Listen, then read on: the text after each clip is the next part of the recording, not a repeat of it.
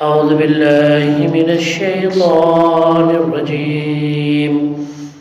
بسم الله الرحمن الرحيم.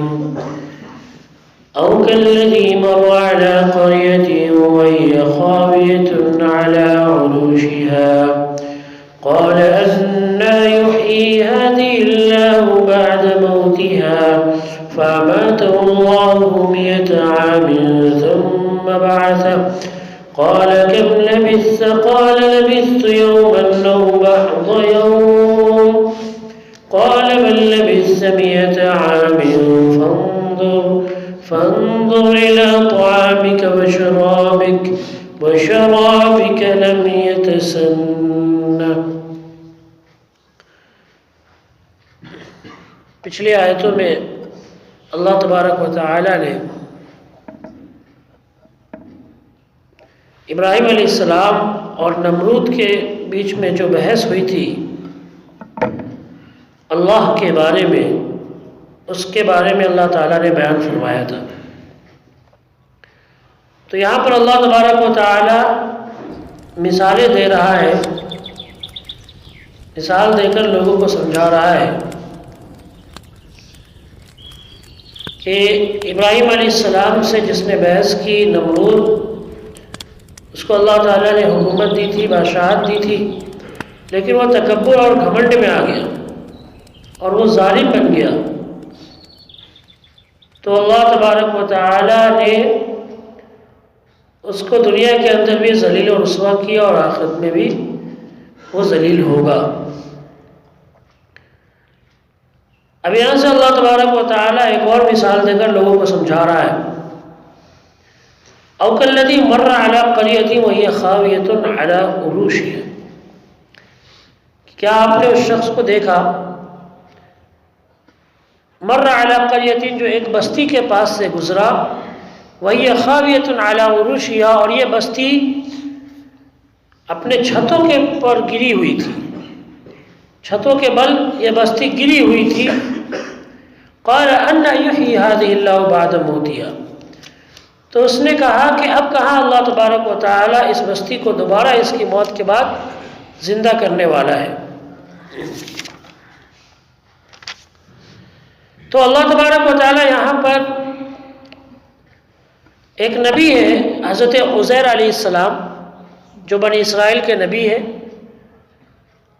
اور ان کے بارے میں صحیح طرح سے ثابت نہیں ہے کہ یہ نبی ہے یا نہیں، لیکن بہت نیک صالح آدمی تھے. اور ابو داؤد شریف کی روایت ہے، اللہ کے رسول صلی اللہ علیہ وسلم نے فرمایا کہ مجھے نہیں معلوم کہ عزیر نبی ہے یا نہیں.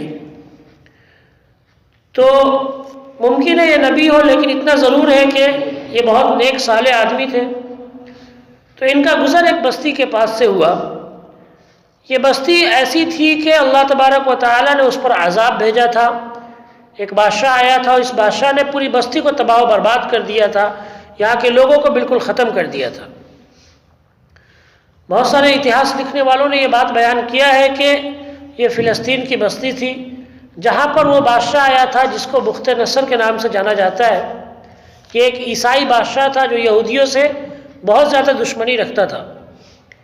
تو اس بادشاہ نے یہودیوں کو بالکل ہی ختم کر دیا اور پوری بستی کو تباہ و برباد کر دیا. تو وہ نبی حضرت عزیر علیہ السلام کا وہاں سے گزر ہوا. عزیر علیہ السلام نے اس بستی کو دیکھا، اس بستی کو دیکھ کر افسوس کیا اور کہا کہ اب کہاں اللہ تبارک و تعالیٰ اس بستی کو دوبارہ زندہ کرنے والا ہے، اس بستی کو اللہ تبارک و تعالیٰ دوبارہ آباد کرے گا. اس طرح سے وہ بستی برباد ہو گئی تھی. تو اللہ تبارک و تعالیٰ نے یہ چاہا کہ حضرت عزیر علیہ السلام کو دکھائے کہ اللہ تعالیٰ مردہ بستی کو کیسے دوبارہ زندہ کرتا ہے، کیونکہ اللہ تبارک و تعالیٰ ہی ہے جو انسان کو پہلے اس نے موت دی، پھر زندگی دی، پھر موت دی، پھر زندگی دے گا اللہ تبارک و تعالیٰ. تو وہ چیز اللہ تبارک و تعالیٰ نے حضرت عزیر علیہ السلام کو دکھانی چاہیے. تو حضرت عزیر علیہ السلام کو اللہ تبارک و تعالیٰ نے کیا کیا، فَأَمَاتَهُ اللَّهُ 100 عَامٍ، اسی جگہ پر 100 سال کے لیے ان کو موت دے دی. حضرت عزیر علیہ السلام کو 100 سال کے لیے موت دے دی اسی جگہ پر. ثم بعثه، پھر 100 سال کے بعد میں ان کو اٹھایا، ان کو دوبارہ زندہ کیا۔ تو دوبارہ زندہ کیا، قال کم لبثت، تو ایک فرشتہ آیا اور فرشتے نے کہا کہ اب آپ بتائیے کہ کتنے سال تک آپ رہے؟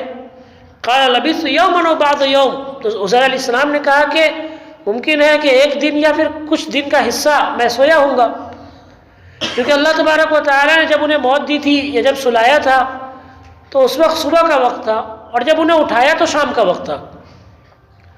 تو انہوں نے یہی سوچا کہ ابھی ابھی میں سویا تھا صبح میں اور شام کو اٹھا تو کچھ ہی وقت ہوا ہوگا سوئے ہوئے، اسی لیے انہوں نے فرشتوں کو جواب دیا کہ ایک دن یا اس سے کم دن، آدھے دن۔ جب انہوں نے سورج دیکھا تو کہا کہ ہو سکتا ہے ایک دن سے کم ہی میں سویا ہوں گا۔ قال بل لبثت 100 عام، تو فرشتے نے کہا بل لبثت 100 عام، بلکہ آپ تو 100 سال تک سوئے رہے۔ فانظر الى طعامك وشرابك لم يتسنه، اور آپ اپنے کھانے کو دیکھیں اور آپ اپنے پینے کو دیکھیں، لم يتسنه، کہ ابھی تک یہ کھانا سڑا نہیں ہے، یہ آپ کا جو جوس ہے یہ ویسا ہی کا ویسا ہی رکھا ہوا ہے۔ تو روایتوں سے ثابت ہے کہ انہوں نے ایک جوس کا پیالہ رکھا تھا، جوس رکھا تھا، اور کھجوریں رکھی تھی، یہ کھانے کی چیز ان کے پاس میں تھی، تو یہ ساری کی چیزیں ویسے ہی پڑی ہوئی تھی۔ اور یہ 100 سال تک حضرت عزیر علیہ السلام سوئے رہے۔